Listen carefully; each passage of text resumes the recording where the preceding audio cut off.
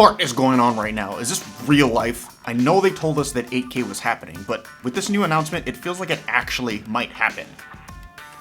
Is it actually gonna happen? So this morning, Canon released a few more details on their upcoming mirrorless camera, the EOS R5, and let me tell you, I have such an erection right now. Canon. Oh, Canon. You sure know how to make a forced entry into my tight nether regions. My wallet, because I usually keep it in my back pocket, and I'm on a tight budget right now.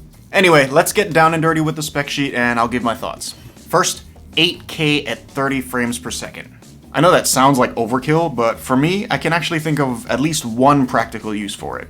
Anybody remember that Mevo cam that came out a few years back? It was for streaming, and then it came with an app. You could select a portion of the frame and then stream just that portion, and then you could select another portion of the frame and cut directly to it, almost like you were emulating a multicam situation, but with just one camera. Now imagine that situation, except take out the streaming, and now you have 8K instead of 4K.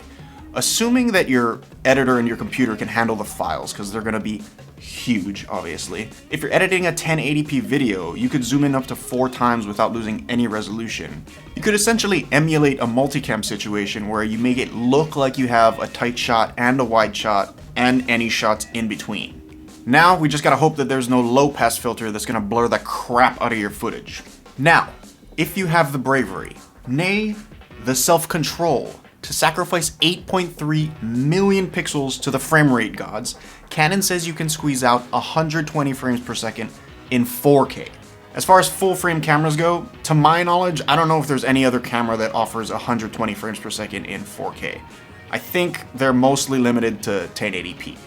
Now I'm sure I'm forgetting something, I always am. There's probably some obscure camera that I don't know about or that I just forgot. You have my full permission to rage comment below so you can feel a little bit better about your purchase and make me feel like a moron. So far as I know, there aren't too many details about 1080p as far as features or frame rates, but if I was to guess... boss, we only got one more frame rate slot left. All of the other slots are being used by 8K or 4K. Well, what's the most common frame rates? Probably 24 or 60? What number's in the middle of those? I don't know, 42? Just use that. No. Yes. No. Yes, No. do it! Now let's get into all the sexy stuff like bitrate, color profiles, chroma subsampling, not to mention codecs. It looks like RAW is going to be reserved for 8K only. Both 8K and 4K are going to be available in 10-bit 422 using H.265, and you'll have the options for C-Log or HDR.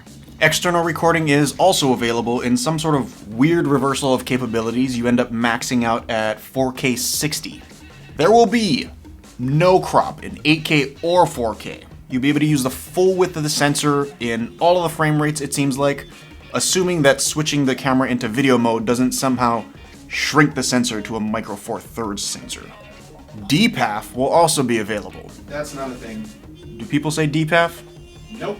Why? It sounds just as dumb as IBIS. You sound dumb as IBIS. Did I just make a fool of myself? Yeah. Dual pixel autofocus will be available in 8K and 4K. Again, still no word on 1080p. My guess, built-in camera shake with a 3x crop at a 30-degree angle. But you'll be able to choose plus or minus 30 degrees. And they could do that. They actually could, because for the first time ever, they also have IBIS. They have 5-axis in-body stabilization. I think this is the first time ever. And the IBIS should work great with any stabilized lenses. Lastly, Canon has specified that it will in fact have dual card slots, one CF Express and one UHS Class 2 SD card slot. So thank you, Canon, for making this incredible announcement for what seems like the best camera ever. However, this is possibly the worst timing ever. I am stuck at home with tens of thousands of dollars of equipment and zero income. I am relegated to creating stock photos with surgical masks, and making videos about absolutely nothing. My only hope is that Sony has gotten the proverbial kick in the nuts. I'm sitting here filming with my A7R Mark III that I've had for the last 3 years, waiting to the time where I can switch back to an A7S body. Luckily, I still use a handful of EF glass on my Sony camera.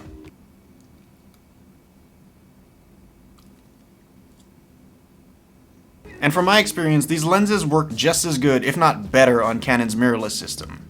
So there it is. Does Sony have something up its sleeve to keep stringing me along, or am I gonna have to sell my gallbladder to buy the R5, which could very well cost 10 grand, justifiably? The gallbladder is actually a very important organ. It's possible we could find out at the end of April, but from the rumor mill, it doesn't seem like we're gonna have an A7 body announced at all. So that wraps things up here. Let me know your thoughts in the comments section below. Give me a thumbs up if I provided any sliver of entertainment for you. As always, I'm Kavika with 9th Ave Studios. Don't forget to subscribe, and I'll catch you in the next one.